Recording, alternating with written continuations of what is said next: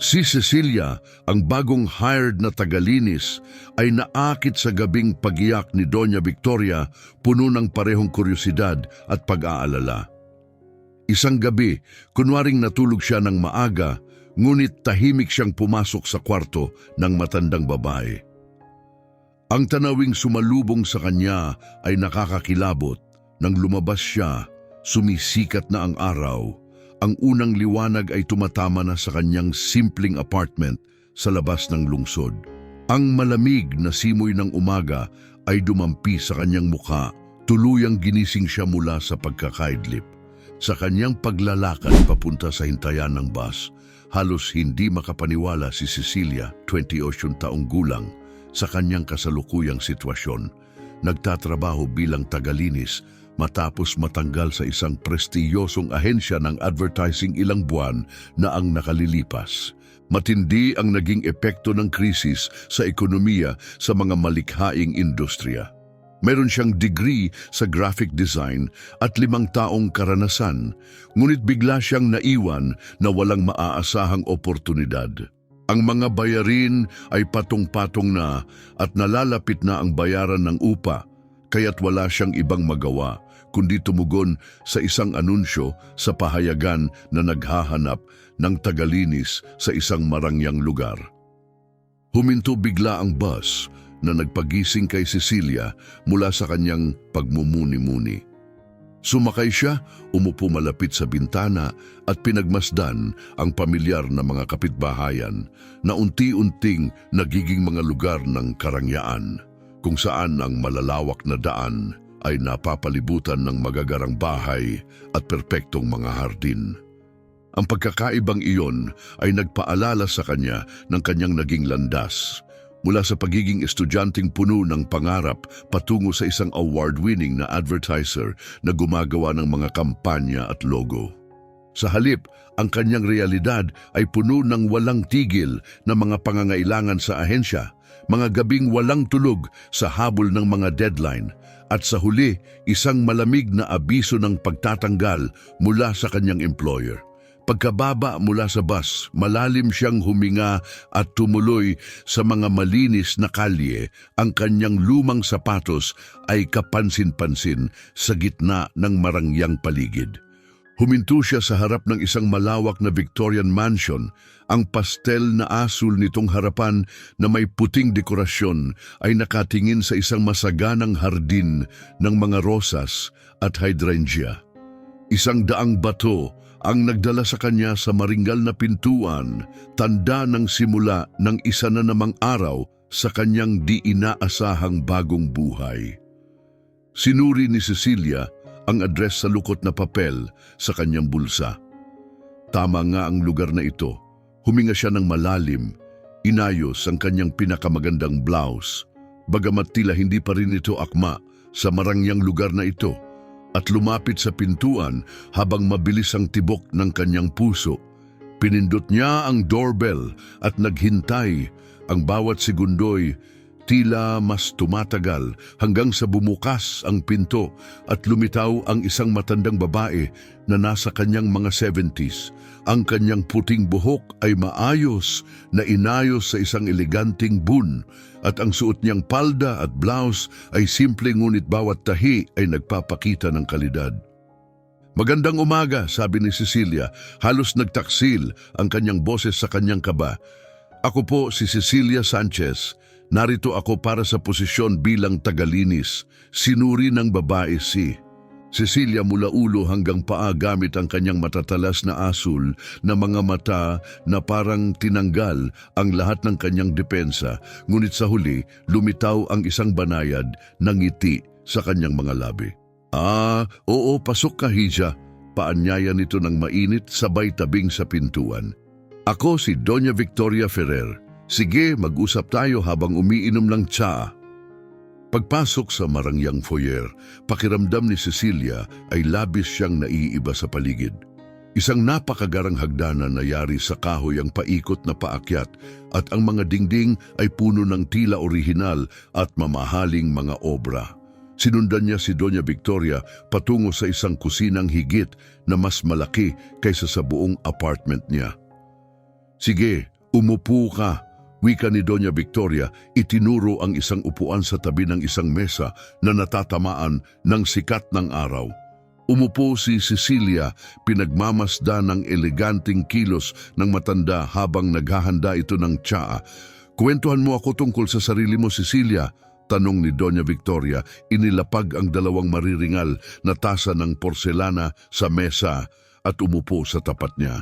Sandaling tumigil si Cecilia, iniisip ang tamang sasabihin. Dapat ba niyang banggitin ang kanyang background sa advertising na ngayon napunta na sa trabaho bilang tagalinis? Pinili niyang sabihin ang mas diretsyong katotohanan. Ako po ay 28 taong gulang. Nawalan ako ng trabaho dahil sa krisis sa ekonomiya. Ilang buwan na ang nakakaraan at kailangan ko po ng hanap buhay. Wala po akong formal na karanasan sa paglilinis pero palagi naman pong maayos ang bahay ko at mabilis po akong matuto. Nagtagpo ang mga mata nila ni Doña Victoria habang humihigop ito ng tsaa. Kumikislap ang mga mata ng isang damdaming hindi mawari ni Cecilia. Marahil ay awa o kuryosidad? Naiintindihan ko, sagot ng matandang babae. At ano ang trabaho mo nun kung hindi mo mamasamain ang aking pagtatanong? Muling tumigil si Cecilia, ngunit ang taos-pusong interes sa tingin ni Doña Victoria ang nagbigay lakas ng loob sa kanya upang mas buksan ang kanyang sarili. Nagtrabaho po ako bilang isang graphic designer sa isang advertising firm. Ibinahagi ni Cecilia. Napansin ang bahagyang pagkabigla sa ekspresyon ni Doña Victoria. Talagang isang malaking pagbabago, puna ni Doña Victoria, bahagyang tinaas ang kilay. Marahil ay mahirap ito para sa iyo. Opo, aminado si Cecilia, na pati siya ay nagulat sa kanyang katapatan. Pero hindi po naghihintay ang mga bayarin at talagang kailangan ko ang trabahong ito.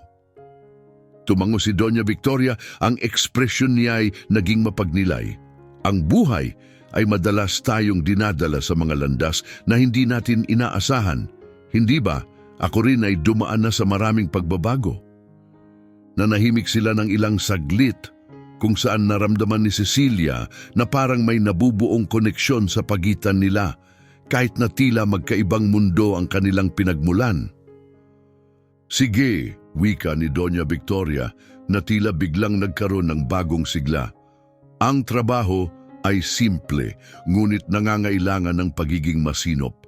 May 3 palapag ang bahay, kabilang ang attic. Kailangang malinis ito ng husto 2 beses sa isang linggo tuwing Lunes at Huwebes. Kasama sa iyong mga gawain ang pag-aalis ng alikabok, pagba-vacuum, paglilinis ng mga banyo, pagpapalit ng mga sapin sa kama at magaan na paglalaba. Bukod dito, ikatutuwa ko kung maalagaan mo rin ang mga panloob na halaman. Tumango si Cecilia habang iniisip ang lawak ng kanyang mga responsibilidad.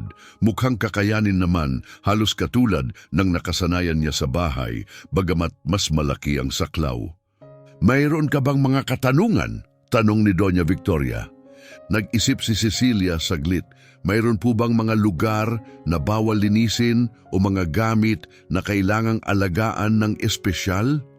Bahagyang nagbago ang anyo ni Doña Victoria, parang may dumaan na anino sa kanyang mukha bago ito muling naging kalmado.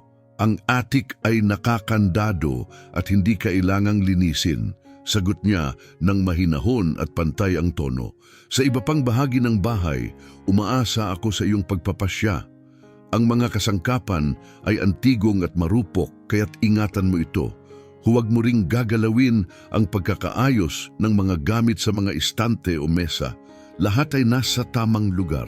Muling tumango si Cecilia, sinisigurado sa sarili na naaalala niya ang mga detalyeng ito. Bagamat ang banggit sa nakakandadong attic ay pumukaw sa kanyang kuryosidad, alam niyang hindi niya dapat itong usisain.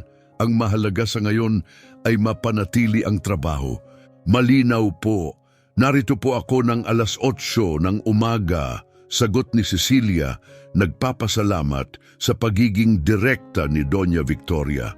Napag-usapan din nila ang kanyang sahod na lumabas na mas malaki kaysa sa inaasahan ni Cecilia. Nakaramdam siya ng ginhawa dahil ang trabahong ito ay makakatulong upang mapatatag ang kanyang pananalapi. Habang papalabas na siya, napansin niyang tila may sasabihin pa si Doña Victoria. Cecilia, simula ng matandang babae, ang tono'y banayad, ngunit may di maipaliwanag na bigat. Mayroon pang isang mahalagang bagay na dapat mong malaman.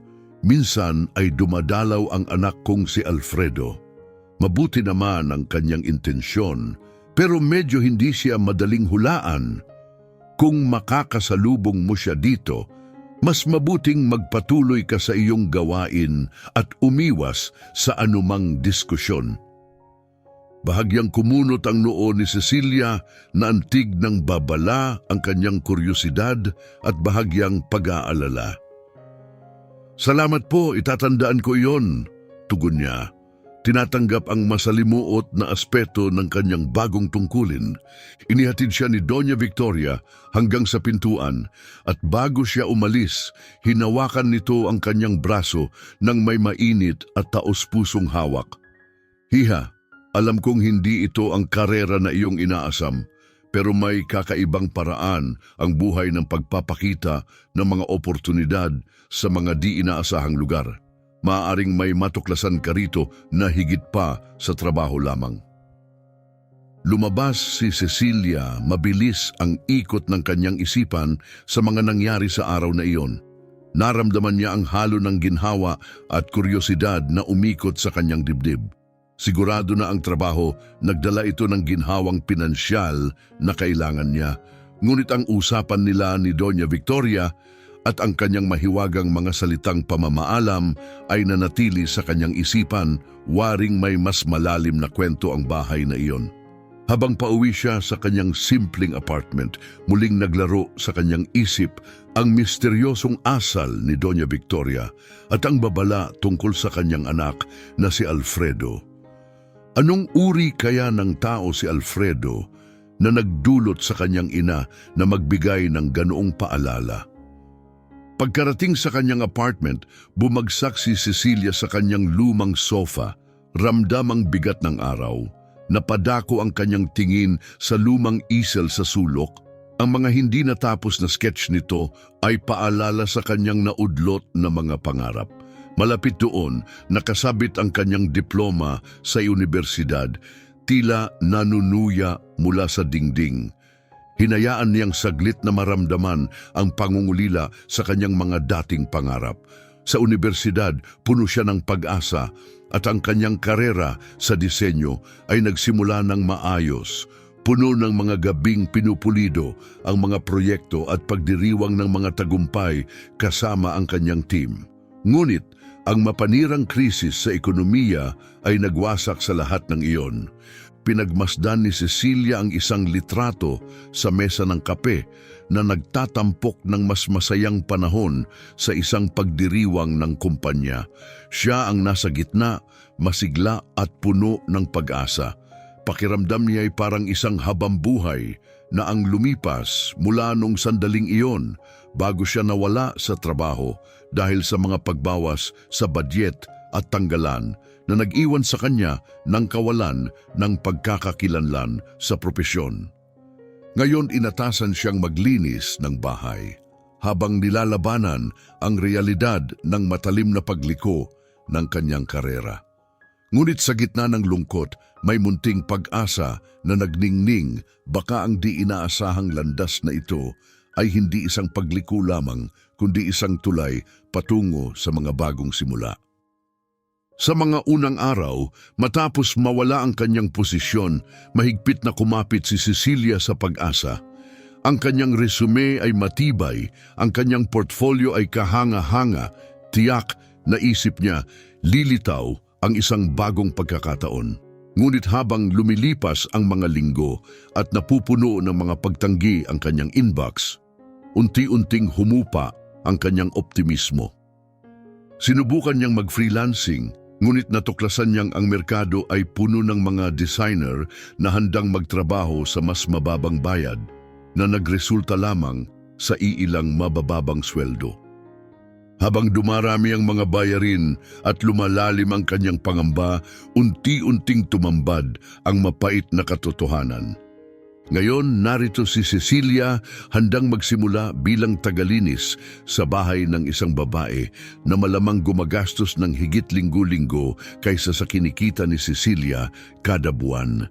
Masakit ang kabalintunaan, ngunit habang iniisip niya ang kanilang usapan ni Doña Victoria, isang kakaibang damdamin ang lumitaw, hindi pagsuko, kundi isang masiglang pagkamausisa. May kung anong kakaiba sa bahay, may kung anong bagay sa sopistikadong babaeng iyon na may mapanimdim na titig na nakakuha ng kanyang interes. Tumimo sa kanya ang huling sinabi ni Doña Victoria, "Marahil, makakakita ka rito ng higit pa sa trabaho lamang." Bumangon mula sa sofa, nagtungo si Cecilia sa kanyang maliit na kusina upang magtimpla ng bihirang kasiyahan, instant coffee. Ngayong araw, magsisimula siya ng trabahong malayo sa mga pangarap na dati niyang inasam, ngunit ito'y isang panimula, isang pagkakataon. Marahil maaari itong humantong sa isang bagay na makabuluhan. Habang humihigop ng kape, napaisip siya sa pag-uugnay ng dalawang magkaibang mundo, marahil dala ng tadhana. Ang alarma niya ay biglang gumising sa kanya ng 6:00 ng umaga. Habang nakahiga, naalala niya ang mga malinaw na panaginip mula kagabi. Ngayong araw, ang kanyang unang araw sa trabaho kay Doña Victoria. Bumangon siya, pagod ngunit determinado at naghanda para sa araw. Sa salamin ng banyo, napansin niya ang pagkapagod sa kanyang mga mata, malayong malayo sa dati niyang masiglang tingin. Trabaho lang ito, napagtagumpayan mo na ang mas mahihirap na hamon, pangaliw niya sa sarili. Matapos magbihis at itali ang kanyang kayumangging buhok sa ponytail, kumain siya ng mabilis na agahan. Tumigil ang kanyang tingin sa natatakpang isel. Hinila siya ng tukso na muling balikan ang kanyang sining. Ngunit pinaalala ng realidad sa kanya na kaunti na ang oras. Sa mabigat na buntong hininga, isinara niya ang kanyang apartment at umalis. Habang nasa biyahe sakay ng bus patungo sa marangyang kapitbahayan, lalong tumindi ang agwat sa pagitan ng buhay na kanyang pinangarap at ng kasalukuyang realidad. Pagdating niya sa kanyang destinasyon, nilagpasan niya ang pangunahing pasukan at dumiretso sa pintuang pangserbisyo. Ayon sa tagubilin, huminga siya ng malalim at pinindot ang doorbell. Ilang sandali pa, binuksan ni Doña Victoria ang pinto, maayos ang bihis at elegante. "Magandang umaga, Cecilia," bati nito. Ang kanyang ngiti ay mainit ngunit maingat. "Pasok ka, ipapakita ko sa iyo ang paligid." Pagpasok sa loob, unti-unting nawala ang kaba ni Cecilia dahil sa mapayapang presensya ni Doña Victoria.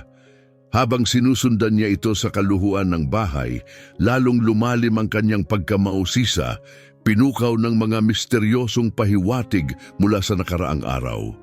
May hindi maipaliwanag na pang-akit sa trabahong ito na tila nagmumungkahi na may mas malalim pa kaysa sa mga karaniwang tungkulin na kasama nito. Nararamdaman ni Cecilia ang alab ng kuryosidad sa loob niya na sabik na matuklasan ang mga misteryong maaaring naghihintay sa kanya. "Magandang umaga, Cecilia," masiglang bati ni Doña Victoria sabay ngiti ng may kabaitan. "Pasok ka, ipapakita ko sa iyo kung saan nakalagay ang mga gamit panglinis." Pumasok si Cecilia sa bahay, muling nabighani sa labis na karangyaan na nakapaligid sa kanya. Kahit ang mga lugar na pangserbisyo tulad ng magara at maayos na kusina at malawak na laundry room ay higit pa sa anumang nakita niya sa mga tuntunin ng kagandahan. "Narito na tayo," wika ni Doña Victoria, sabay bukas ng cabinet na puno ng mga dekalidad na panlinis. Bawat palapag ay may sariling vacuum cleaner at narito ang mga basahan at espongha. "Kung may kailangan ka pa, huwag kang mag-atubiling ipaalam sa akin." Tumango si Cecilia, inaalala ang mga lugar na binanggit. "Salamat, Doña Victoria. Saan niyo gustong magsimula ako?" Tanong niya. "Ikaw na ang bahala, iho. May tiwala ako sa iyong pagpapasya." Huwag mo lang kalimutang ingatan ang mga antigong kasangkapan at ibalik ang lahat sa kanilang orihinal na pwesto tulad ng napag-usapan natin kahapon. Siguradong iingatan ko po, tugon ni Cecilia. Bagamat nananatili ang ngiti ni Doña Victoria, pakiramdam ni Cecilia ay hindi ito lubos na umaabot sa kanyang mga mata. May tila tahimik na alalahanin na nakasilay sa kanyang tindig. Magpapalipas ako ng oras sa aking opisina ngayong araw, dagdag ni Doña Victoria. Kung may kailangan ka, hanapin mo lang ako doon. Sa mga huling salitang iyon, iniwan ni Doña Victoria si Cecilia sa kusina. Binibigyan siya ng kalayaan sa napakalaking bahay. Huminga ng malalim si Cecilia, isinuot ang kanyang mga guwantes na goma at sinimula ng paglilinis. Nagsimula sa unang palapag at maingat na binagtas ang bawat kwarto. Habang nililinis niya, lalong napahanga siya sa masalimuot na detalye ng bahay. Ang bawat silid ay may sariling kwento, puno ng maayos na inaalaga ang mga antigong muebles at mga likhang sining na malamang mas mahal pa sa lahat ng ari-arian ni Cecilia. Sa pangunahing sala, huminto siya sa harap ng isang malaking painting ng isang mas batang babae, marahil nasa 30 na may kalong na bata. Ang babae na may maliwanag ng ngiti at matingkad na asul na mga mata ay kapansin-pansing kahawig ni Doña Victoria. Naunawaan ni Cecilia na ito'y mas batang bersyon ng Doña Victoria. Ang bata na inakala niyang si Alfredo ay may kapansin-pansing malungkot na ekspresyon para sa kanyang edad, na ang kanyang malalim na titig ay halos nakakakilabot. Habang inaalala ang babala ni Doña Victoria tungkol sa kanyang anak, napaisip si Cecilia kung ano ang mga pangyayari na nagtulak sa isang ina na magsalita ng ganito ukol sa kanyang anak. Habang pinupunasan niya ang mga frame sa kalapit na istante, napansin ni Cecilia ang isang kakaiba. Maraming litrato ang nagpapakita kay Doña Victoria kasama ang kanyang anak mula pagkabata hanggang kabataan nito. Gayunpaman, bigla ang huminto ang mga larawan ni Alfredo. Ang mga mas bagong larawan ay nagpapakita lamang kay Doña Victoria, kadalasang kuha sa mga pagtitipon o paglalakbay, palaging mag-isa. Cecilia ay umiling upang magbalik loob sa kanyang mga gawain, masikap na nililinis ang bawat sulok ng unang palapag bago umakyat sa ikalawang antas. Pagdating sa pasilyo sa itaas, siya'y tumigil sa harap ng pintong may nakamarka na silid aklatan. Mula sa loob, mahina ang tunog ng mga pindot sa keyboard na naririnig. Saglit siyang nag-isip tungkol sa ginagawa ni Doña Victoria. Sa loob, nagsusulat kaya, nag-aasikaso ng mga gawain o marahil ay tumatakas sa kanyang realidad? Itinaboy niya ang kaisipan at nagpatuloy sa kanyang mga tungkulin. Maingat niyang nilinis ang mga silid pangbisita, bawat isa'y may natatanging disenyo, ngunit pantay-pantay na marangya. Sa pagpasok sa master bedroom, huminto si Cecilia sa bungad nito, nabighani sa karangyaan ng paligid. Isang malaking canopy bed ang naging sentro ng silid, napapalibutan ng mga antigong bedside table. Ang mga kurtina na yari sa seda ay bumabagsak mula kisame hanggang sahig, at isang maluho at makulay na Persian rug ang nakalatag sa ibabaw ng makintab na kahoy na sahig. Sa isang sulok, may isang antigong tukador na pumukaw sa kanyang pansin, napapalibutan ng iba't ibang bote ng pabango at mga kahon ng alahas na may masalimuot na disenyo. Nilapitan niya ito at sinimulan ang paglilinis sa paligid ng mga masesilang bagay.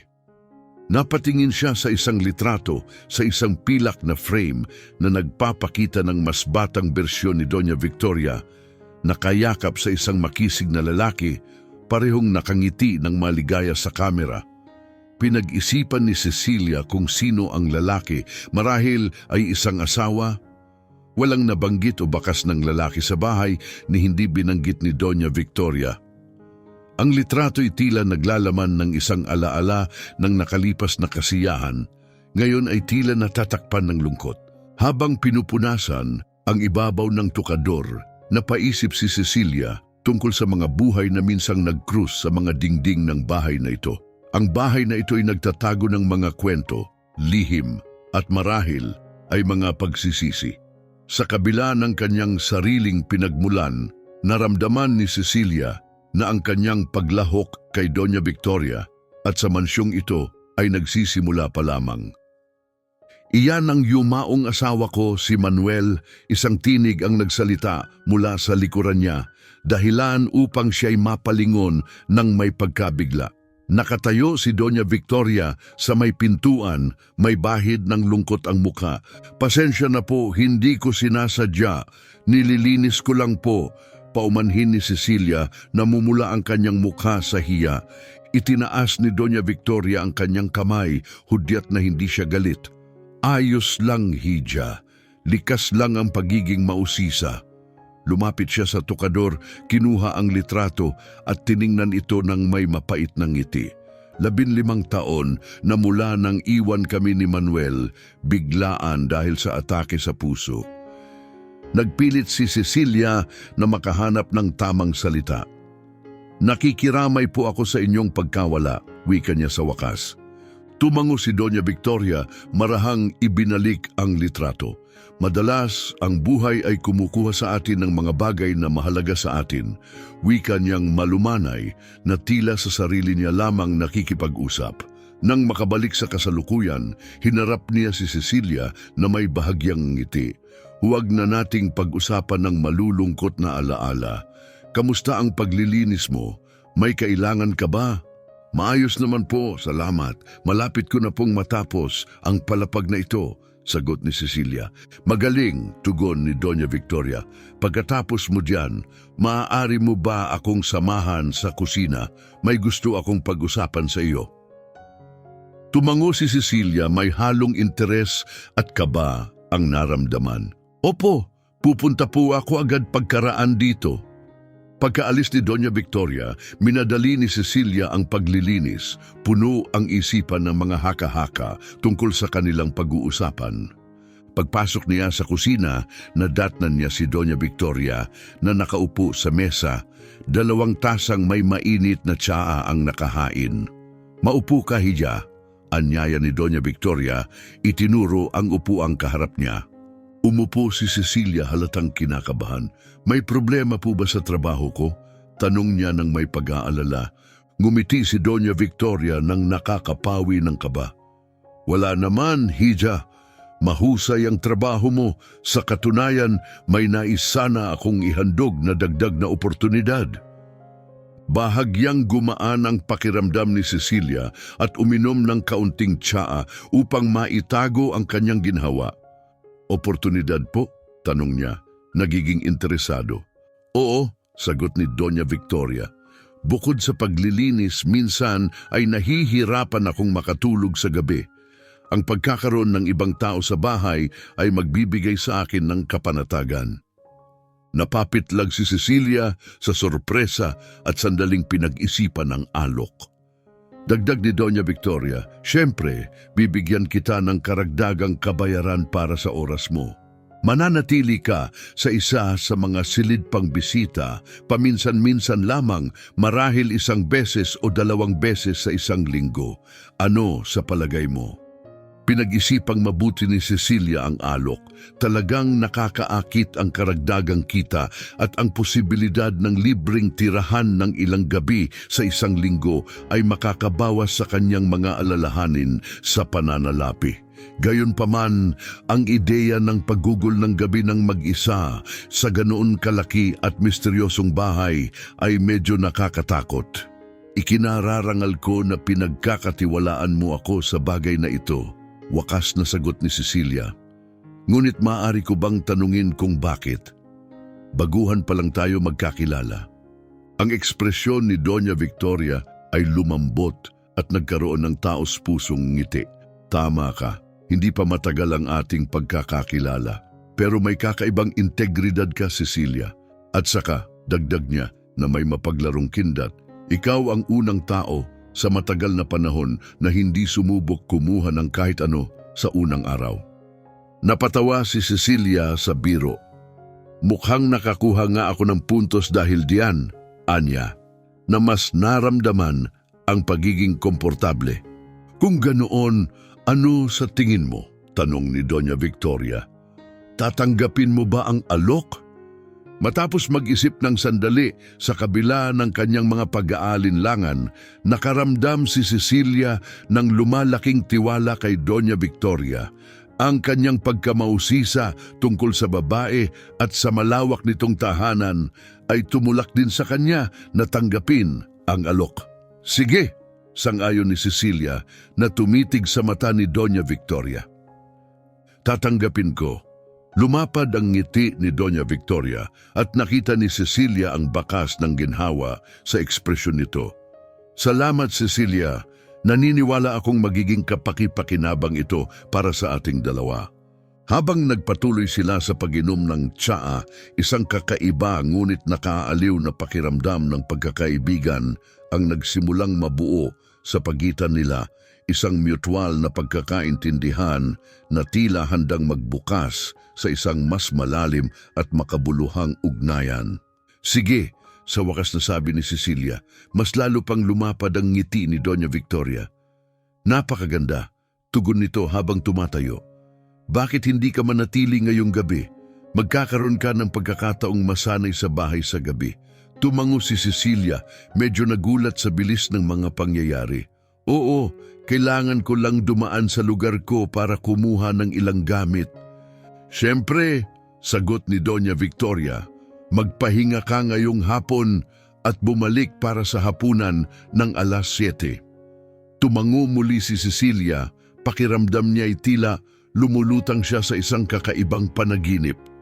Nang lumabas siya sa bahay, ilang sandali pa, litong-lito ang kanyang isipan sa mabilis na daloy ng mga pangyayari.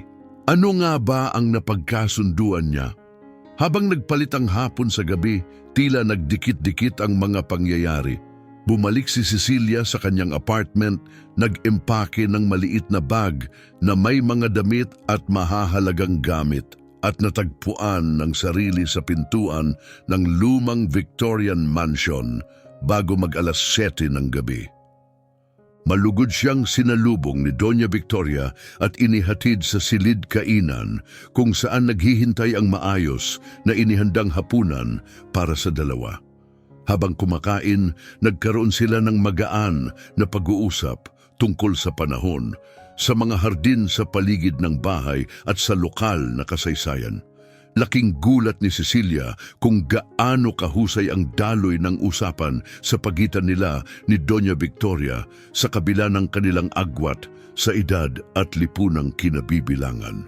Pagkatapos nilang kumain, dinala siya ni Doña Victoria sa silid na pansamantalang gagamitin niya.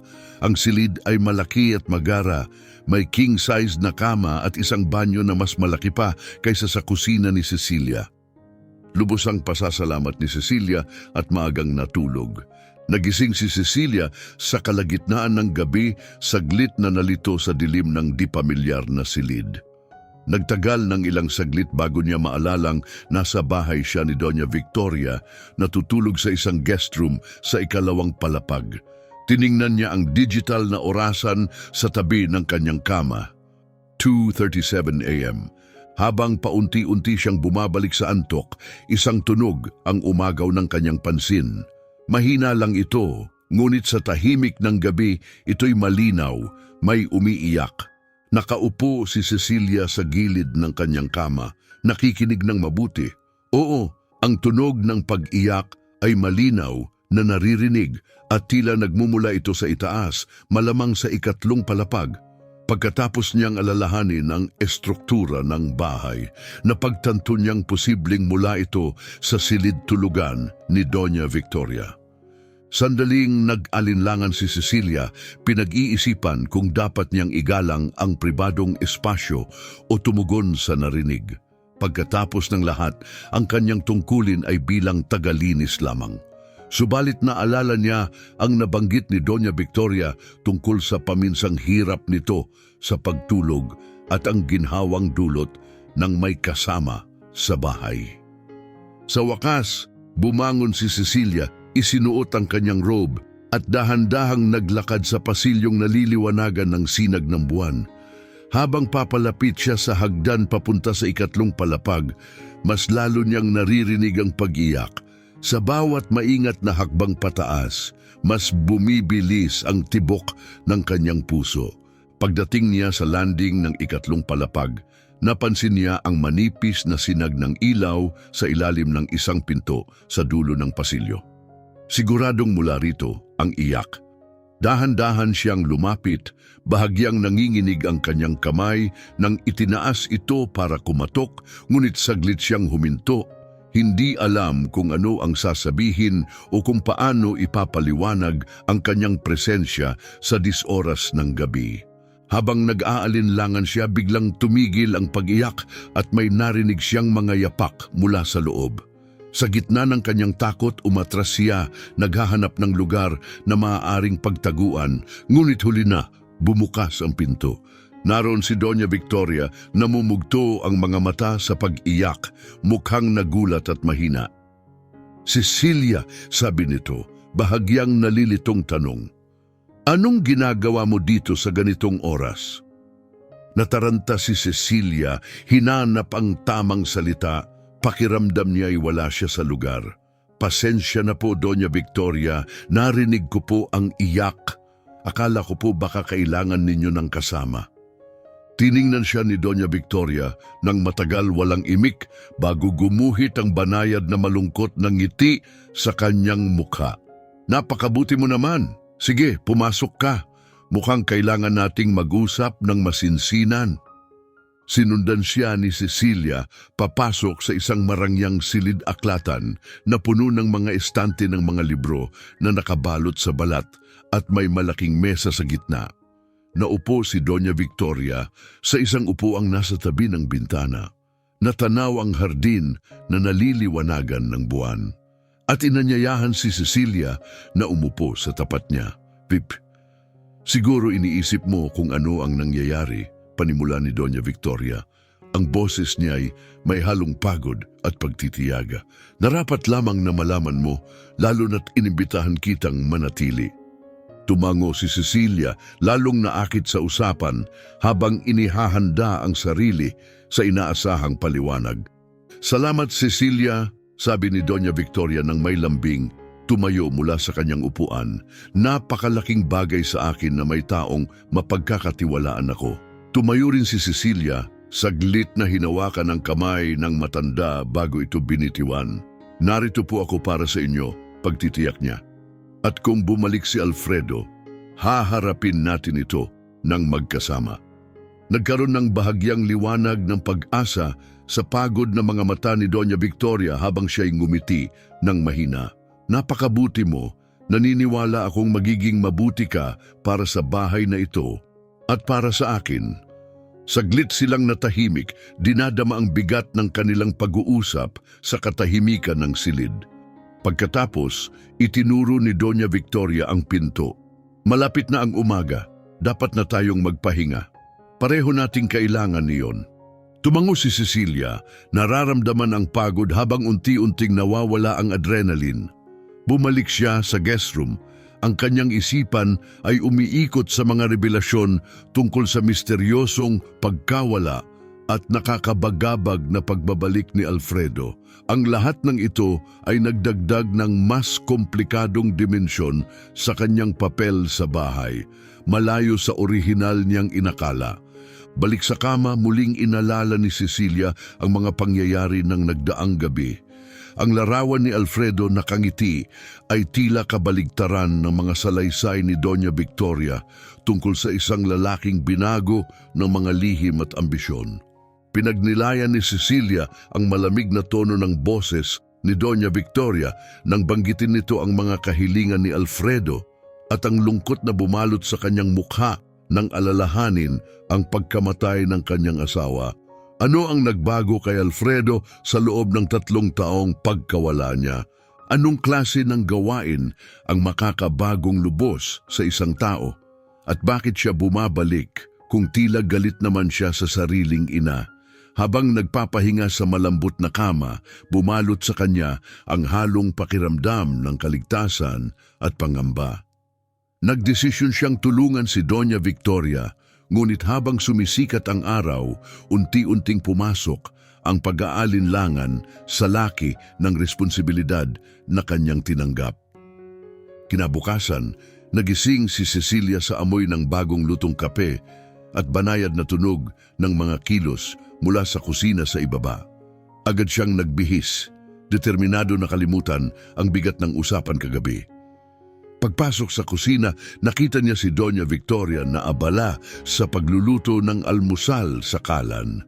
"Magandang umaga, Hija," masayang bati ni Doña Victoria. "Sana'y nakatulog ka ng maayos." Saglit na nag-isip si Cecilia bago sumagot, bahagyang ngumiti. "Hanggat kaya, sa kabila ng ating pinag-usapan," tugon niya. Bahagyang tumawa si Doña Victoria. "Oo, alam kong marami akong naibahagi sa iyo kagabi. Salamat sa pakikinig. Matagal na akong hindi nagbubukas ng ganitong mga bagay sa kahit sino." Tumango si Cecilia bilang tugon habang naupo sa mesa. Inilapag ni Doña Victoria ang plato ng itlog at tinapay sa harap niya. "Pinag-iisipan ko ang mga sinabi mo kagabi," maingat na sabi ni Cecilia. "Tungkol kay Alfredo, kung babalik siya, ano ang gagawin natin?" Sumali si Doña Victoria sa mesa halatang nag-iisip. "Sa ngayon, maghintay tayo," sabi niya ng may kalmadong tono. "Hindi tiyak kung kailan o kung babalik pa siya, pero ang presensya mo rito, napakalaking bagay nito para sa akin." Bagamat hati ang damdamin sa pagitan ng determinasyon at pag-aalinlangan, tahimik na sumang-ayon si Cecilia.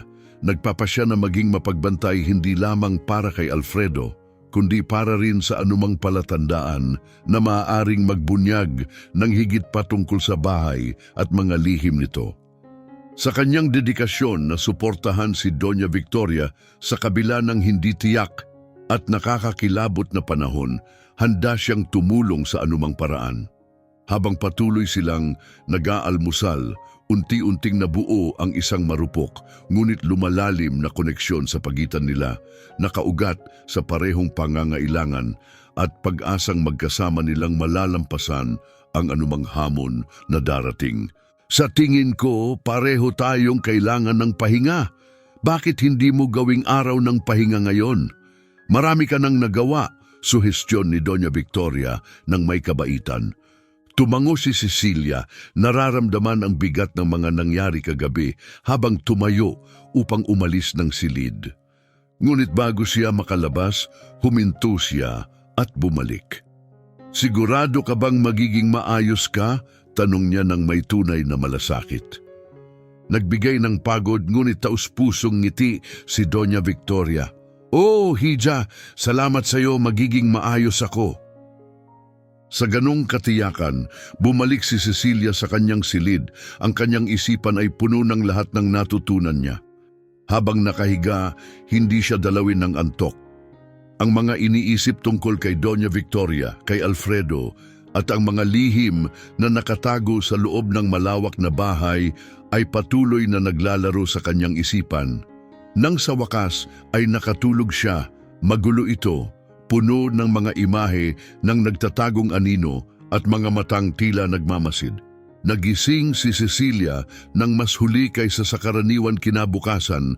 Ang sikat ng araw sa hapon ay tumatama sa kanyang kurtina. Bahagyang naguguluhan, muling bumalik sa kanyang alaala ang mga pangyayari kagabi. Dahan-dahan siyang bumangon, ramdam ang matinding pagod sa katawan at isipan. Matapos ang isang nakakapreskong paligo at pagbibihis, bumaba siya sa kusina kung saan natagpuan niya ang isang sulat mula kay Doña Victoria. "Hiha Cecilia, lumabas ako upang mag-asikaso ng ilang bagay. Pakiramdam mo'y nasa sariling bahay ka lamang. May pagkain sa loob ng refrigerator kung ikaw ay magugutom. Babalik ako para sa hapunan. Salamat sa kagabi. Victoria." Naghanda si Cecilia ng kape at isang sandwich at naupo sa island counter ng kusina, nakatingin sa luntiang hardin sa labas. Ang kagandahan ng tanawin ay tila kabaligtaran ng madilim na mga revelasyon kagabi. Habang umiinom siya ng kape, bumalik sa kanyang isip si Alfredo. Ano kaya ang nangyari sa loob ng 3 taon ng pagkawala niya? Ano ang mahalagang gawain na nagtulak sa kanya na iwan ang kanyang pamilya at nagdulot ng ganoong pagbabago? Naputol ang kanyang pagmumuni-muni nang biglang tumunog ang doorbell.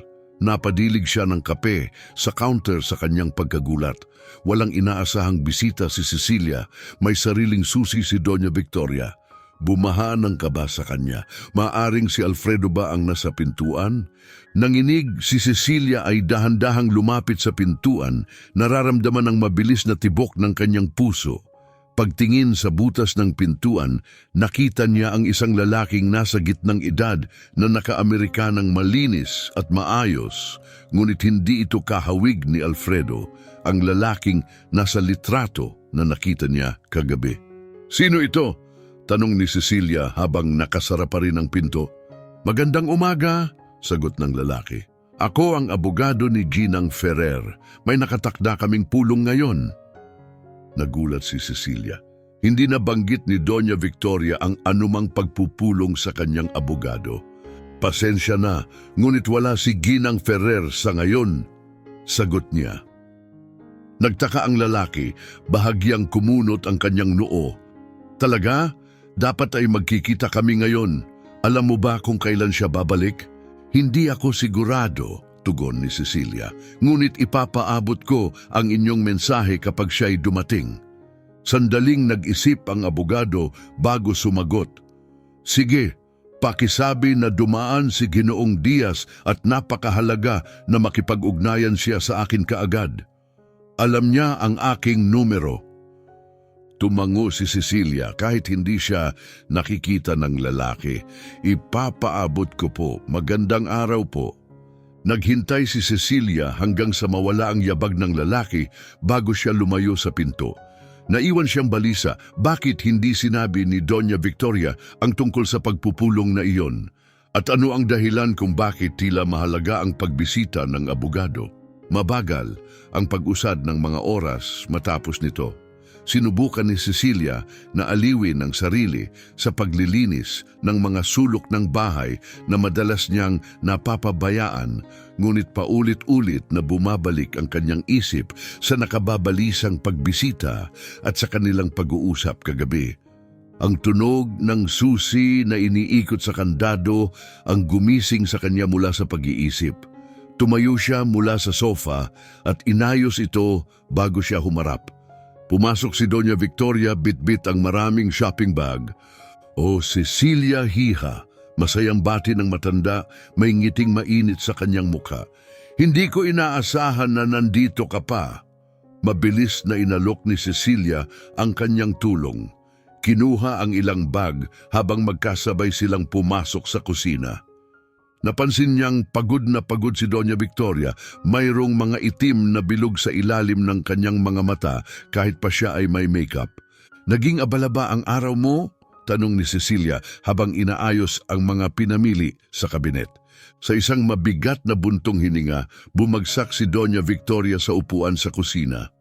"Oo, medyo masalimuot ang araw ko. May mga legal na bagay akong kailangang ayusin. Wala namang dapat ikabahala," mabilis niyang sinabi na parang binabasahan ang pagkabahala sa mukha ni Cecilia. Matapos ang isang sandaling pag-aalangan, napagpasyahan ni Cecilia na banggitin ang tungkol sa dumalaw na lalaki. Tungkol doon sa mga legal na bagay, may dumalaw kanina, simula niya. Sinabi niyang siya ang iyong abogado, si Ginoong Diaz. Binanggit niya na may nakatakda kayong pulong. Namutla si Doña Victoria, agad na nanigas ang kanyang katawan. "Dumating si Diaz, ano ang sinabi mo sa kanya?" "Sinabi ko lamang na wala ka at ipapaabot ko ang kanyang mensahe," paliwanag ni Cecilia, bahagyang nabigla sa biglang pagbabago ng itsura ng matanda. Binanggit niya na mahalaga na makipag-ugnayan ka sa kanya agad. Ayos ka lang ba, Doña Victoria? Pinadaos-dos ni Doña Victoria ang kamay sa kanyang mukha, mukhang mas matanda at mas pagod kaysa dati. Cecilia, mukhang mas komplikado ang sitwasyon kaysa sa inaakala ko. Umupo si Cecilia sa tapat ni Doña Victoria, lalo siyang nag-alala. Ano ang nangyayari? May kinalaman ba ito kay Alfredo? Dahan-dahang tumango si Doña Victoria. Sa isang paraan, oo. Nang mawala si Alfredo, binago namin ng asawa ko ang aming testamento. Napagdesisyonan naming i-donate ang karamihan ng aming ari-arian sa iba't ibang kawanggawa at tanging maliit na bahagi lamang ang iniwan para kay Alfredo sakaling siya'y bumalik. Tahimik na nakinig si Cecilia na darama ang bigat ng problema. Nang bumalik si Alfredo at nagsimulang humingi ng pera, nanindigan akong huwag baguhin ang testamento. Hindi ko siya kayang pagkatiwalaan sa pamamahala ng mga ari-arian. Pero ngayon, tumigil si Doña Victoria, nanginginig ang boses. Ngayon ay binabantaan niyang kwestiyonin ang testamento. Sinabi niyang kung may mangyari sa akin, may ebidensya siya na hindi na ako nasa matinong pag-iisip, na ako'y naiimpluwensyahan. Napatingin si Cecilia, nanginginig sa narinig. Pero kalokohan iyon, malinaw ang iyong isipan. Bahagyang ngumiti si Doña Victoria, ngunit halatang pagod na pagod. Alam natin iyon, pero si Alfredo ay tuso at may koneksyon sa mga hindi inaasahang tao. Ginagawa ni Ginoong Diaz ang lahat upang patatagin ang testamento, pero ito'y mahirap at masalimuot na proseso. Tama ba na kaya hindi ka nakipagkita kay G. Diaz ngayon? Tanong ni Cecilia. Tumango si Doña Victoria bilang sagot. Kinailangan kong kumonsulta sa iba, isang taong maaaring tuluyang magligtas sa akin mula kay Alfredo. Kumunot ang noo ni Cecilia na daragdagan ang kanyang pagkabahala. Doña Victoria, ito'y tila napakapanganib. Ano ang iyong pinapasok? Hinawakan ng matanda ang mga kamay ni Cecilia, tila nagsusumamo. Iha, delikado nga ito at pinagsisisihan ko na ang aking mga aksyon ay maaring hindi sinasadyang inilagay ka rin sa panganib. Hindi ko kailanman ginusto na madamay ka sa kaguluhang ito. Sa kabila ng malamig na pakiramdam na dumaloy sa kanyang katawan, hinigpitan ni Cecilia ang pagkakahawak sa mga kamay ni Doña Victoria bilang suporta. Huwag kang mag-alala sa akin. Nandito ako para tumulong. Ano ang magagawa ko? May halong pasasalamat at pag-aalala sa mukha ni Doña Victoria. Napakatapang mo, Cecilia. Ngunit ang usaping ito ay mas komplikado kaysa sa iyong inaakala. Si Alfredo at ang proyektong kinasasangkutan niya napakadelikado, may kakayahang baguhin ang mundo natin at hindi sa magandang paraan. Ano bang tinutukoy mo? Tanong ni Cecilia, pansamantalang natabunan ang takot ng kanyang pagkamausisa. Naglakad-lakad si Doña Victoria sa kusina, litaw ang pagkabalisa. Hindi ko alam ang lahat ng detalye. Palaging palihim si Alfredo. Ngunit mukhang may kinalaman ito sa pagbuo ng isang napaka-advanced na teknolohiya ng artificial intelligence. Kung mapupunta ito sa maling mga kamay, ang resulta ay maaaring napakalala.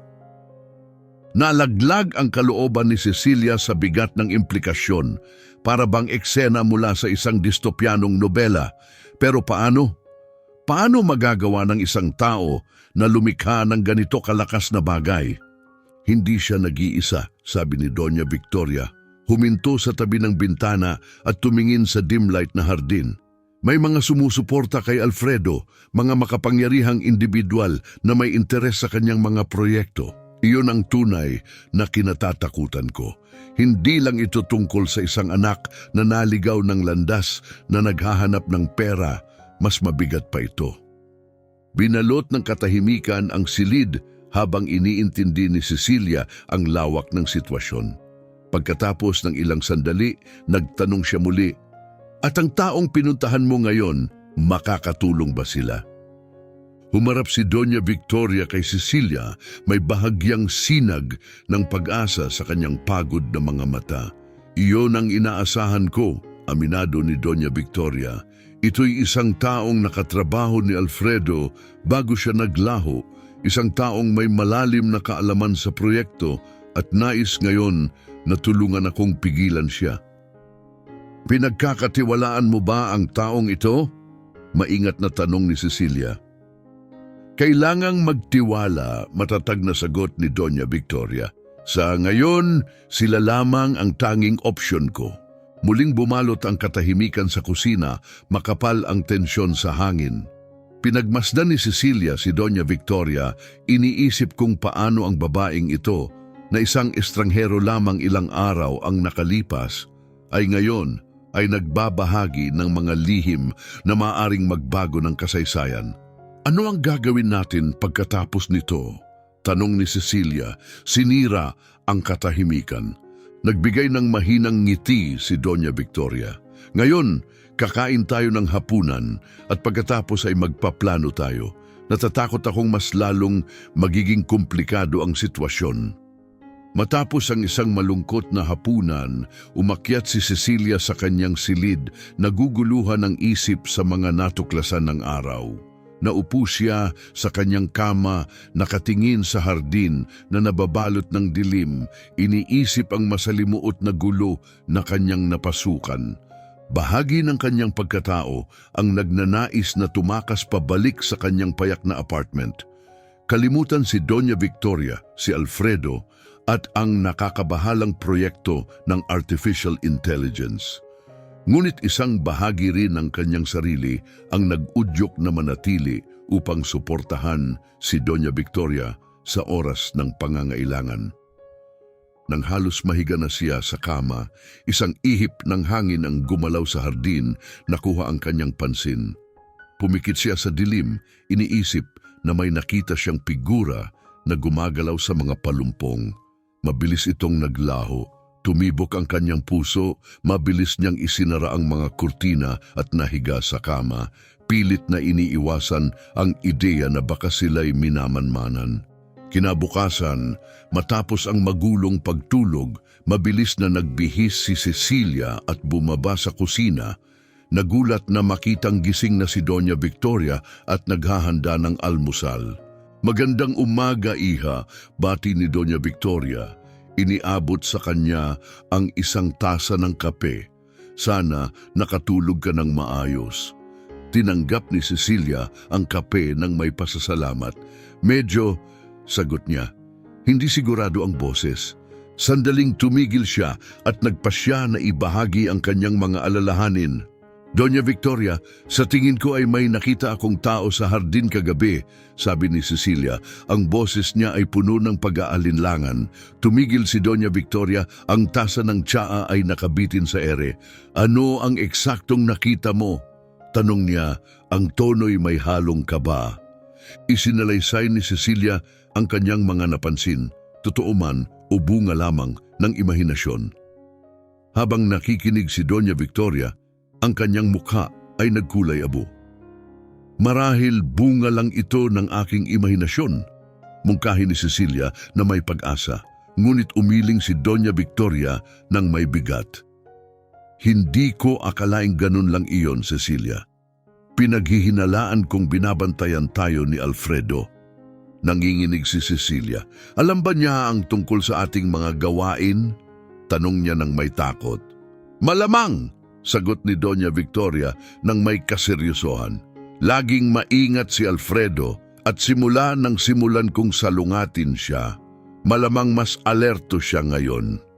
"Ano ang dapat nating gawin?" Mahina ang boses ni Cecilia.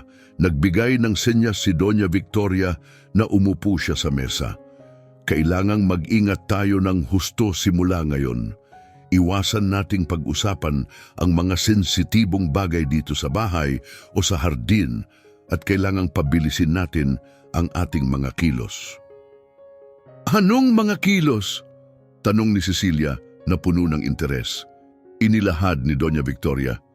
Nakipagkita ako kahapon sa isa sa mga dating kasamahan ni Alfredo. Sinabi niya sa akin na may tagong laboratorio si Alfredo sa labas ng lungsod kung saan siya gumagawa ng proyekto sa AI. Pinag-isipan ni Cecilia ang bagong impormasyon. At ano ang gagawin natin? Tanong niya. Isang matibay na ningning ang sumilay sa mga mata ni Doña Victoria. Hahanapin at sisirain natin ang laboratorio na yon, Cecilia. Kailangang pigilan natin si Alfredo bago pa siya makalayo ng husto. Naramdaman ni Cecilia ang halong kaba at pananabik. Pero paano natin magagawa iyon? Hindi naman tayo mga espiya. Isang maliit ngunit tiwalang ngiti ang sumilay sa mukha ni Doña Victoria. Tama ka, ngunit tayo ay matalino, mapanlikha at may taglay na isang bagay na wala si Alfredo, etikal na integridad. Kadalasan, sapat na iyon para pabagsakin ang isang tulad niya. Huminga ng malalim si Cecilia, unti-unting nawawala ang kanyang pag-aalala, napalitan ng lumalakas na determinasyon. Sige, Doña Victoria, gabayan mo ako sa ating plano. Kaya nagsimula ang dalawa sa kanilang mga estratehikong paghahanda, lubos na nalalaman ang panganib, ngunit buo ang loob na harapin ito ng magkasama. Ang ngiti ni Doña Victoria, na karaniwang kalmado at mahinahon, ay nagkaroon ng mapaglarong anyo. Hindi tayo mga espiya, sabi niya. Ngunit may kalamangan tayo na hindi inaasahan ni Alfredo. Ang elemento ng sorpresa. Inaakala niya akong isang mahina at matandang babae at lubos siyang walang alam sa iyong pagkatao. Hindi niya inaasahan ang ating galaw. Nag-aalinlangan si Cecilia, ngunit nararamdaman niyang napalalakas siya ng presensya ni Doña Victoria. Sige, sagot niya. Paano tayo magsisimula? Unang-una, sagot ni Doña Victoria habang tumatayo mula sa kanyang upuan. Umalis tayo rito. Hindi ligtas na mag-usap dito. Maglakad-lakad tayo. Makalipas ang 30 minuto, naglalakad na sila sa isang abalang parke. Ang kanilang pag-uusap ay natabunan ng ingay ng mga naglalarong bata at tumatahol na mga aso. Ang laboratorio ni Alfredo ay nasa loob ng isang lumang bodega sa industrial na lugar, paliwanag ni Doña Victoria.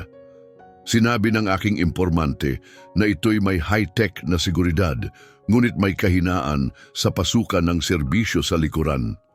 Inabsorb ni Cecilia ang bawat detalye, maingat na nagpapanatili ng karaniwang anyo. At paano natin gagamitin ang kahinaang iyon? Tanong niya. Dito ito nagiging komplikado, aminado ni Doña Victoria. Kailangan natin ng pansamantalang access sa mga security protocol. Sapat lang para ma-deactivate ang mga ito at makapasok tayo. Nakapikit ang noo ni Cecilia, pero wala tayong kakayahang mag-hack ng ganong sistema. Bumalik ang ngiti ni Doña Victoria, puno ng intriga. Siguro na nga, pero may kilala akong kaya. Isang matagal ng kaibigan ng pamilya, si Ronnie, na matagal nang nagbabantay sa mga galaw ni Alfredo. Isa siyang magaling na tekniko. Mapagkakatiwalaan ba siya? Tanong ni Cecilia, halatang nag-aalala. Walang duda, madiing sagot ni Doña Victoria. Loyal na siya sa akin mula nang mawala si Alfredo, para na siyang pamilya. Ano nga ba ang plano? Usisa ni Cecilia, sinisigurado na walang nakakarinig sa kanila. Magsasagawa si Ronnie ng diversion sa pangunahing security framework. Habang abala ang mga gwardiya, papasok tayo sa service door. Pagdating natin sa loob, kailangan nating mabilis na maghanap ng ebidensya tungkol sa mga ginagawa ni Alfredo at makaalis ng hindi napapansin. Habang lumulukob ang dilim sa lungsod, maingat na lumapit sina Cecilia at Doña Victoria sa warehouse. Pinagsasama ang kaba at adrenalina sa ugat ni Cecilia. Sigurado ka ba dito? Bulong ni Cecilia habang iniikot ang tingin sa madilim na paligid. Mukhang abandonado ang lugar, ang mga mahinang ilaw sa kalye nagtatapon ng mahahabang anino. Matatag ang ekspresyon ni Doña Victoria. Wala na tayong ibang pagpipilian, iha. Ngayon na o huli na ang lahat. Nagtago sila sa likod ng isang basurahan malapit sa warehouse. Pinagmamasdan ang dalawang matitipunong gwardiya na nagbabantay sa pangunahing pasukan. "Nasaan na si Ronnie?" tanong ni Cecilia. Pilit hinahanap ang hacker. Biglang nag-vibrate ang telepono ni Doña Victoria. Sinilip niya ito ng mabilis at muling itinago. "Iyan na ang hudyat natin," senyales niya. "Nasa posisyon na si Ronnie." Habang nagsasalita siya, namatay ang mga ilaw sa warehouse. Nagkagulo ang mga gwardya. Nagsimula silang mag-usap sa kanilang mga radyo. Ngayon na, utos ni Doña Victoria, hinila ang kamay ni Cecilia at dinala siya patungo sa likod ng gusali. Tumakbo silang tahimik sa maduming lupa, mabilis ang tibok ng kanilang mga puso. Sa kabutihang palad, narating nila ang service entrance nang hindi napansin. Kinuha ni Doña Victoria ang isang card, in-swipe ito sa reader at sa isang mahinang click, nag-unlock ang pinto. "Paano mo, Bungad ni Cecilia nagtataka. Tahimik siyang pinigilan ni Doña Victoria at bumulong, "Si Ronnie!" habang binuksan ang pinto at pumasok sila sa loob. Ang loob ng warehouse ay isang masalimuot na network ng mga koridor at silid. Sumunod si Cecilia kay Doña Victoria, nagtataka sa kanyang pamilyaridad sa lugar. "Paano mo nalaman kung saan pupunta?" bulong ni Cecilia habang lumiliko sila sa isa pang pasilyo. "Mga blueprint ng gusali," sagot ni Doña Victoria ng mahina. "Si Ronnie ang nagbigay. Nandyan na ang main lab." Huminto sila sa harap ng isang matibay na pintuang bakal. Ang control panel nito ay mas komplikado kaysa sa iba pang nadaanan nila. "Mahihirapan tayo dito," bulong ni Doña Victoria habang mabilis na nagtatype sa kanyang telepono. Nanatiling alerto si Cecilia, ang mga matay nagmamasid sa paligid. Inaasahan ang biglang pagdating ng mga gwardya anumang sandali. Tumagal ang mga minuto, pinapalala ang kanyang kaba hanggang sa wakas ay tumunog ang panel at nag-click ang pinto. "Tagumpay tayo," ani Doña Victoria, ngumiti ng maluwag. "Mabilis tayo, huwag tayong magtagal dito." Pumasok sila sa loob ng lab at isinara ang pinto. Natigilan si Cecilia sa laki ng lugar, puno ng mga makabagong teknolohiya na hindi niya maunawaan. Isang dingding ng malalaking screen ang nagpapakita ng mga datos at graphs. Sa gitna ng lab ay isang napakalaking supercomputer na mahina ang ugong.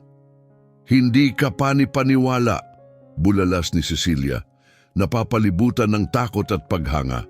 Abala na si Doña Victoria sa pagsusuri ng mga kagamitan at screen. "Ito ang proyekto ni Alfredo, ang kanyang AI," paliwanag niya habang mabilis na lumipat mula sa isang display papunta sa isa pa. Lumapit si Cecilia sa isang screen na nagpapakita ng mga komplikadong neural network na hindi pa niya nakikita kailanman. Nakakabighani, inamin niya, kahit naramdam niya ang bigat ng kanilang sitwasyon. "At lubhang mapanganib," sagot ni Doña Victoria, seryoso ang tono. Tinawag niya si Cecilia sa isa pang screen na nagpapakita ng mapa ng mundo na puno ng kumikislap na mga ilaw na konektado sa digital na mga linya. "Kung hindi ako nagkakamali," bulong ni Doña Victoria, nanginginig ang boses, "ang mapa na ito ay nagpapakita ng saklaw ng AI ni Alfredo na kumakalat sa pandaigdigang sistema." Nangilabot si Cecilia sa takot. Pero para saan? Ano ang gusto niyang makamit? Nang buksan ni Doña Victoria ang bibig para sumagot, isang biglang boses ang pumuno sa silid. Pinahinto ang dalawa sa kanilang kinatatayuan. Sa loob ng laboratorio, isang nakakakilabot na tagpo ang naganap. Hinarap ni na Cecilia at Doña Victoria si Alfredo na ang presensya ay kasimbagsik ng madilim na personalidad na nasaksihan ni Cecilia sa mga litrato. Ina, laging nakikialam.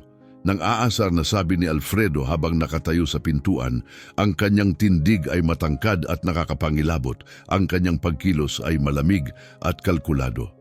Doña Victoria, may pakunwaring kalmadong wika ni Alfredo sa kanyang ina, kailangang matapos na ito. Ang iyong mga aksyon ay napakapanganib.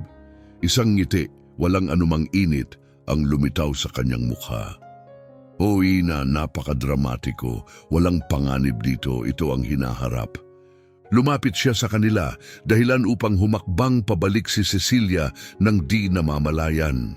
Ang kanyang mga mata ay tumitig sa dalaga, tinatasa siya sa unang pagkakataon. At sino naman ito? Tanong niya. Ang pagsusuri niya kay Cecilia ay nagdulot ng di komportabling pakiramdam sa dalaga. Iwasan mo siya dito, Alfredo. Mabilis na sagot ni Doña Victoria, pumagitna sa pagitan ni na Cecilia at Alfredo. Ito ang ating usapin, hindi kanya. Tumawa si Alfredo ng malamig at ang kanyang tinig ay umalingaw-ngaw sa malaking silid. Huli na para sa mga kahilingan na iyan. Kasama na siya ngayon, alam na niya ang napakarami. Sinabi niya habang humarap sa isang screen at mabilis na nag-type. Ang display ay nagbago at ipinakita ang iba't ibang global security feeds. Tingnan ninyo ito, itinuro ni Alfredo ang mga screen. Ang aking likha ay umabot na sa bawat sulok ng mundo. Mga security system, mobile phones, konektadong mga aparato. Habang nilalabanan ng bigat ng kanyang natuklasan, tinanong ni Cecilia ang tanong na gumugulo sa kanyang isipan, bakit? Ano ang layunin ng lahat ng ito? Humarap si Alfredo sa kanila, ang kanyang mukha ay nagpapakita ng halo ng pagmamalaki at madilim na determinasyon. Kontrol, sagot niya ng payak. Sa kapangyarihang ito, magagawang manipulahin ng mga gobyerno, ekonomiya, pati mga personal na paniniwala. Ang AI na ito ay hindi lang isang programa, ito ang paraan upang baguhin ang mundo ayon sa gusto ko. Ang mukha ni Doña Victoria ay naging seryoso at ang kanyang boses ay puno ng determinasyon. Naliligaw ka, Alfredo, hindi ito inobasyon, ito'y isang dystopia. Lalong lumawak ang ngiti ni Alfredo, ngunit nanatiling malamig ang kanyang mga mata. Hindi mahalaga ang opinyon mo, ina, hindi mo ako mapipigilan. Sa matibay na hakbang, sinagot ni Doña Victoria, diyan ka nagkakamali, kaya kitang pigilan at gagawin ko. Bahagyang nagduda si Alfredo, ang kanyang kumpiyansa ay pansamantalang nagulo. Sa tabi ni Doña Victoria, si Cecilia ay nanatiling nakatayo, nahahati sa takot at isang lumalaking pagkaunawa na marahil sila ang huling pag-asa ng mundo laban sa madilim na plano ni Alfredo. Tinitigan ni Cecilia nang may kilabot ang maraming screen na nagpapakita ng mga tao sa kanilang pang-araw-araw na buhay, walang kamalay-malay sa mapanirang pagmamanman. Ano ang ginawa mo? Sigaw ni Doña Victoria, ang kanyang tinig ay puno ng hinagpis at pagkabigo. Isinilang ko ang hinaharap, ina, wika ni Alfredo. Ang kanyang mga mata ay nagliliwanag sa isang sigasig na halos nauwi sa pagkasira ng ulo. Isang AI na kayang obserbahan at unawain ng lahat, kaya nitong hulaan at manipulahin ang gawi ng tao sa pandaigdigang saklaw. Iyan ay pagsalakay sa pribadong buhay ng napakaraming tao, sagot ni Cecilia. Ang kanyang tinig ay puno ng galit. Tiningnan siya ni Alfredo nang may malamig na panlilibak, para bang ngayon lang niya ulit napansin ang kanyang presensya. Pribadong buhay, isang relikya ng nakaraan. Sa bagong mundong iniisip ko, mawawala ang mga lihim, krimen at sigalot, dahil ang AI ko ay huhulaan at pipigilan ang anumang mapangwasak na kilos bago pa ito mangyari. Iyan ang tunay na kalayaan, Idineklara niya. Mahigpit na umiling si Doña Victoria. Isa itong dystopia. Itong tanging daan patungo sa tunay na kapayapaan, pagtutol ni Alfredo. At hindi mo ako mapipigilan. Sa isang mabilis na galaw, pinindot niya ang isang buton sa control panel na nag-seal sa mga pinto ng laboratorio nang may tunog ng matalim na kalansing ng metal. Ang puso ni Cecilia ay mabilis na tumibok nang may tumataas na takot. Anong balak mong gawin sa amin? Tanong niya, ang boses ay nanginginig. Ang ngiti ni Alfredo ay malamig, wala ni isang patak ng init. Huwag mag-alala, hindi kayo masasaktan. Sa halip, makikilahok kayo sa isang kamanghamanghang bagay. Lumakad siya patungo sa supercomputer na nasa gitna ng silid at nagsimulang mag-type ng mabilis.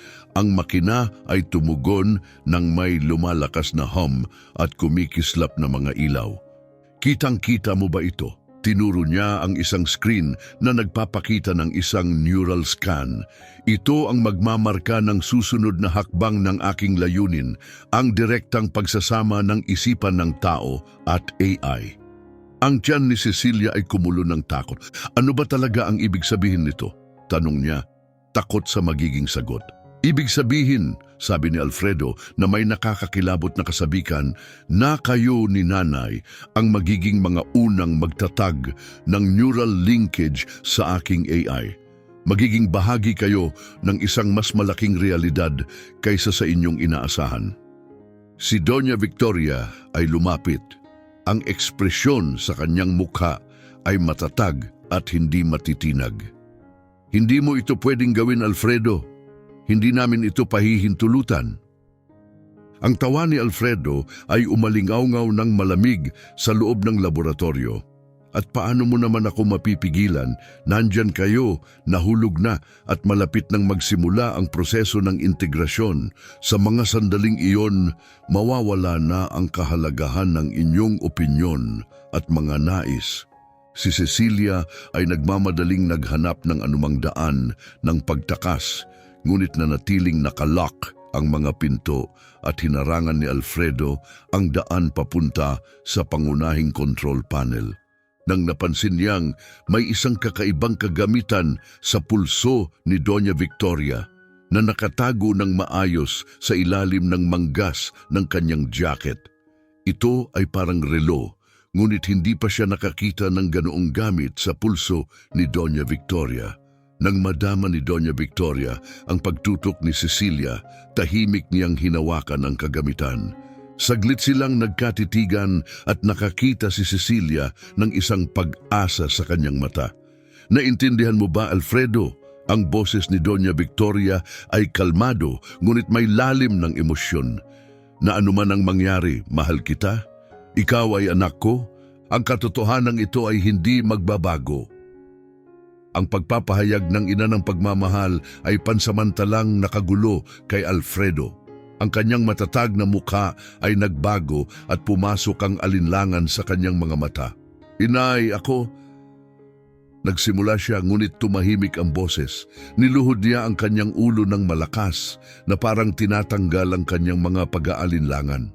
Hindi, ito ay higit pa sa pagmamahal ng pamilya o personal na damdamin. Ito ay para sa hinaharap ng sangkatauhan. Alam ko, anak ko, tugon ni Doña Victoria habang papalapit siya. Kaya nga kailangan ko itong gawin. Bago pa makasagot si Alfredo, pinagana ni Doña Victoria ang kagamitan sa kanyang pulso. Agad na nalunod ang laboratorio sa dilim ng mag-flicker ang mga ilaw at ang mga screen at hum ng supercomputer ay huminto. Huwag! Ang sigaw ni Alfredo na punong-puno ng galit habang siya ay nagmadaling tumakbo patungo sa control panel, desperadong baliktarin ang nangyari. Sa dilim, nahawakan ni Doña Victoria ang kamay ni Cecilia. Mabilis, dito tayo! Ibinulong niya ng mabilisan. Dahan-dahan silang lumakad patungo sa kung saan naroon ang pinto. Sa kanyang gulat, bumukas ito ng madali. Paano mo? Nagsimula si Cecilia, hiningal mula sa pagtakas. Ronnie, ipinaliwanag ni Doña Victoria, ang kanyang hininga ay mabilis at mabigat. Ang kagamitan ay isang emergency switch. Itinakda niya ito upang patayin ang lahat ng sistema at buksan ang mga exit. Sa likuran nila, ang tunog ng galit na sigaw ni Alfredo at ang papalapit na mga yapak ay lumalakas. Dumaan sila sa madilim na mga pasilyo, ang kanilang daraanan ay bahagyang tinatanaw ng kakaunting emergency lighting. Ang puso ni Cecilia ay mabilis na tumibok, pinapalakas ng takot at adrenaline, habang sila ay nagmamadaling dumaan sa malawak na warehouse complex. Pagkatapos ng tila walang katapusang oras, sa wakas ay narating nila ang service door kung saan sila pumasok. Lumabas sila sa malamig na hangin ng gabi at hindi huminto sa pagtakbo hanggang sa sila ay makalayo ng ilang block. "Anong nangyari kanina?" tanong ni Cecilia, humihingal habang yumuko. Ang mga kamay ay nakapatong sa kanyang mga tuhod. "Ipinahinto ko ang buong sistema at binura ang lahat ng data. Ang bawat bakas ng mga gawain ni Alfredo ay nawasak," paliwanag niya. Tumingin si Cecilia sa kanya ng malaki ang mga mata, sinusubukang unawain ang bigat ng sitwasyon. Pero ano ang mangyayari sa kanya ngayon? Ang mukha ni Doña Victoria ay puno ng kalungkutan at determinasyon. "Hindi ko sigurado, anak, ngunit ang kanyang mga aksyon ay nagiging labis na delikado. Kinailangan talagang makialam." Bago pa makapagsalita si Cecilia, narinig nila ang malalakas na sirena mula sa malayo. Maraming mga sasakyan ng pulisya ang dumaan patungo sa warehouse. "Sigurado akong tinawagan ni Ronnie ang mga pulis," tinukoy ni Doña Victoria. "Kailangan nating umalis ngayon na." Nagmadali silang dumaan sa madilim na kalye, palayo sa kaguluhang kanilang pinasimulan. Pakiramdam ni Cecilia ay para siyang nananabik sa isang panaginip. Nahirapan ang kanyang isipan na sabayan ang mga pangyayaring nagaganap. "Ano ang susunod na gagawin natin?" tanong niya nang makaramdam sila ng kaunting kaligtasan. Si Doña Victoria ay huminga ng malalim. "Babalik tayo sa bahay, anak." Ang pagbabalik sa bahay ni Doña Victoria ay tahimik. Ang bawat isa ay abala sa pagmumuni-muni. Nang dumating sila, ang pagsikat ng araw ay nagsimulang magbigay ng pink at gintong liwanag sa langit. Sa loob, bumagsak si Doña Victoria sa isang armchair sa sala. Si Cecilia na naguguluhan ay umupo sa tapat niya. "Talagang pasensya na," bulong ni Doña Victoria, ang boses ay pagod at puno ng pagsisisi. "Hindi ko talaga nilayon na isama ka sa kaguluhang ito. Siguro iniisip mong nawalan na ako ng katinuan." Inugoy ni Cecilia ang kanyang ulo ng matindi. "Hindi, Doña Victoria. Hindi ko iniisip na wala ka ng ulirat. Naniniwala akong ikaw ay labis na matapang. Ang nagawa mo ngayong gabi, pinrotektahan mo." Huminto siya. Iniisip ang lawak ng epekto. "Pinrotektahan mo ang hindi mabilang na buhay." Nagbigay si Doña Victoria ng isang malungkot na ngiti. "Siguro nga, pero sa kabilang banda, nawalan ako ng anak." Lumapit si Cecilia, hinawakan ng mga kamay ng mas matandang babae. "Ginawa mo ang kinakailangan. Ang mga aksyon ni Alfredo ay sobrang delikado. Nauunawaan ko kung bakit mo ito ginawa." Dahan-dahang tumango si Doña Victoria, tinatanggap ang katotohanan. "Alam ko, ngunit siya pa rin ang aking anak at ngayon ay maaring maparusan siya. Ang emosyonal na bigat ng sandaling iyon ay nagpatumba sa kanila kaya't hindi nakapagsalita si Cecilia upang guminhawa ang nararamdaman ni Doña Victoria. Pagkalipas ng ilang sandali, umayos si Doña Victoria, pinahidang isang luha. Wala nang silbi ang magdwell pa sa nakaraan. Tapos na ang mga nangyari. Kailangan nating maghanda para sa susunod. Habang nagsasalita siya, kumatok ang pintuan. Nagkatinginan ang dalawa, pareho nilang naramdaman kung sino ang nasa labas. Tumayo si Doña Victoria ng dahan-dahan, inaayos ang kanyang kasuotan. Panahon na upang harapin ang susunod na mangyayari, sabi ni Doña Victoria na nagtangkang magbigay ng matapang na ngiti. Tumayo rin si Cecilia. Hindi mo kailangang pagdaanan ito mag-isa. Nandito ako sa iyo. Binigyan siya ni Doña Victoria ng isang tingin ng pagpapahalaga. Maraming salamat anak, tunay kang isang biyaya. Magkasama nilang nilapitan ng pinto. Huminga ng malalim si Doña Victoria bago ito binuksan at tumambad ang dalawang pulis na may seryosong mukha. Si Mrs. Victoria Ferrer? Tanong ng isa sa kanila. Oo, ako nga, sagot ni Doña Victoria ng may determinasyon.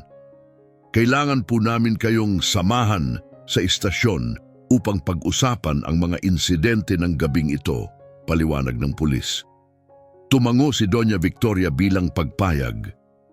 Siyempre, kukunin ko lang ang aking bag. Habang kinukuha ni Doña Victoria ang kanyang mga gamit, nanatili si Cecilia sa pinto, pinagmamasdan ang mga pulis. Maari ko bang samahan siya? Tanong ni Cecilia. Nagtinginan ang mga pulis at sumang-ayon. Kung papayag si Mrs. Ferrer, maaari kayong sumama. Pagbalik ni Doña Victoria, ibinahagi ni Cecilia ang kanyang nais na sumama. Tumingin si Doña Victoria sa kanya, nadarama ang kanyang kabutihang loob. Hindi mo kailangang gawin ito, Cecilia, sabi niya ng mahinahon. Alam ko, sagot ni Cecilia, pero gusto ko. Magkasama tayo sa lahat ng ito, di ba? Ang ngiti ni Doña Victoria, tapat at mainit, ay nagbigay liwanag sa kanyang pagod na mukha. Maraming salamat anak. Hindi ko alam kung paano kita pinahalagahan, pero lubos akong nagpapasalamat. Magkasama nilang iniwan ang bahay at pumasok sa sasakyan ng pulis. Habang umaalis ito, tumingin si Cecilia pabalik sa naglalahong tanawin ng malaking bahay na Victorian. Sa istasyon ng pulisya, ang mga oras ay punong-puno ng mga interview, pahayag at isang agos ng mga papeles. Nanatili si Cecilia sa tabi ni Doña Victoria sa buong oras, sinusuportahan ang kanyang kwento at nagbibigay ng kanyang sariling salaysay ng gabing iyon. Sa kalaunan, sinabi ng isang detective na maaari na silang umalis, ngunit baka tawagin muli para sa mga karagdagang tanong sa hinaharap. Sinabi rin niya na maaring kami ay kontakin para sa iba pang mga tanong sa hinaharap, dagdag niya. Pagtapak nila sa istasyon ng tren sa ilalim ng matinding sikat ng araw, naramdaman ni Cecilia ang matinding pagod, pisikal at emosyonal. Inilipat niya ang kanyang pansin kay Doña Victoria na tinitingnan ang malinaw na mga bilog sa ilalim ng kanyang mga mata at ang pagtigas ng kanyang postura. Okay ka lang ba? Tanong ni Cecilia ng mahinahon. Tumango ng mabagal si Doña Victoria. Makakayanan ko anak, dahil sa iyo. Pumunta sila sa isang kalapit na kafe, parehong nangangailangan ng kape at makakain. Habang naghihintay sila ng kanilang mga order, tiningnan ni Doña Victoria si Cecilia nang may pagmumuni-muni sa mata. Alam mo Cecilia, noong una kitang kunin bilang tagalinis, hindi ko inisip na darating tayo sa puntong ito. Sabi niya, ang labi ay kumukurba sa isang bahagyang ngiti. Sumagot si Cecilia ng malumanay na tawa. Ni hindi ko rin, tiyak na hindi kasama sa job description. Hindi nga. Sumang-ayon si Doña Victoria. Tumigil siya sandali, tila nag-iisip ng mga salita. Cecilia, nais kong iparating ang aking pasasalamat hindi lamang sa iyong tulong kagabi, kundi sa lahat ng iyong ginawa. Kumislap ka sa buhay ko sa mga madidilim na panahong ito. Nararamdaman ni Cecilia na ang kanyang lalamunan ay kumakalam. Doña Victoria, please, tawagin mo akong Victoria, pahinga ng matandang babae. Sa lahat ng pinagdaanan natin, siguro naman ay pwede na tayong magtulungan ng hindi masyadong formal. Ngumiti si Cecilia. Victoria, pareho lang akong nagpapasalamat sa iyo. Ang pagkawala ko ng trabaho ay parang katapusan na, pero binigyan mo ako ng bagong simula at marami pang iba, isang layunin. Hinawakan ni Victoria ang kamay ni Cecilia. Anak, naniniwala akong tayo ay pinagsama ng tadhana at kahit may mga hindi tiyak na bagay sa hinaharap, nakakagaan sa pakiramdam na alam kong nandyan ka sa aking tabi upang harapin kung anuman ang darating. Sa puntong iyon, dumating ang waiter at iniabot ang kanilang mga kape at sandwich. Habang kumakain, tinalakay nila ang mga susunod nilang hakbang. Inaasahan nila ang mga karagdagang tanong, marahil isang paglilitis. Ang kalagayan ni Alfredo ay hindi pa tiyak, ngunit alam nilang haharapin nila ang mga hamong ito ng magkasama. Anong mangyayari sa bahay? Tanong ni Cecilia habang kumakain ng sandwich. Nag-isip sandali si Victoria. Naisip ko na. Ang bahay ay masyado nang malaki para sa akin ngayon at puno ng masakit na mga alaala. Iniisip kong ibenta ito. Tumango si Cecilia na may malasakit. At saan ka pupunta? Hindi ko pa alam, sagot ni Victoria. Pero sana, siguro matutulungan mo akong maghanap ng isang bagong lugar. Mas maliit at mas magaan na tahanan kung saan pareho tayong makakapagsimula muli. Tumingin si Cecilia sa kanya, nagulat. Tayo? Oo, tayo. Kung nais mo, syempre. Napagtanto ko na hindi ko na gustong mabuhay mag-isa, Cecilia. At ikaw, naging higit ka pa sa isang kasamahan para sa akin. Para kang anak na hindi ko naranasan. Nagsimula ng pumatak ang mga luha sa mga mata ni Cecilia. Victoria, wala akong masabi. Walang kailangan pang magdesisyon ngayon. Sabi ni Victoria ng mahinahon. Maglaan ka ng oras. Isang malaking desisyon ito. Tumango si Cecilia, pinahid ang isang luha. Pag-iisipan ko ito, pero sa totoo lang parang alam ko na ang sagot ko. Nagpatuloy sila sa kanilang pagkain ng tahimik, parehong abala sa kanilang mga iniisip. Nang lumabas sila mula sa kafe, ang araw ng hapon ay nagbigay ng mainit at gintong liwanag sa kalye. Handa ka nang umuwi? Tanong ni Victoria. Sumiko si Cecilia. Opo, handa na akong umuwi sa ating bahay. Habang naglalakad sila sa tabi ng kalsada, pinag-isipan ni Cecilia ang mga kamanghamanghang liko ng kanyang buhay. Pumunta siya sa bahay na iyon upang maghanap ng trabaho bilang isang tagalinis, ngunit sa halip ay nakatagpo siya ng isang pamilya, isang layunin at isang hindi malilimutang pakikipagsapalaran. Ang hinaharap ay puno ng mga hamon at misteryo. Ngunit habang naglalakad sa tabi ni Victoria, naramdaman ni Cecilia na ang kanyang mga takot ay naglalaho. Magkasama, kaya nilang harapin ang anumang darating. Ang kanilang mga silweta na itinatag ng lumulubog na araw sa kalsada ay sabay na naglakad patungo sa isang bagong kabanata sa kanilang buhay. Natapos na ang kabanata ng tagalinis at ang matandang babae, ngunit nagsisimula pa lamang ang kwento ni na Cecilia at Victoria. Lubos kaming nagpapasalamat sa inyong paglahok sa kwentong ito. Huwag mag-atubiling ibahagi ito at huwag kalimutang mag-explore ng iba pang mga kwento na available sa inyo dito.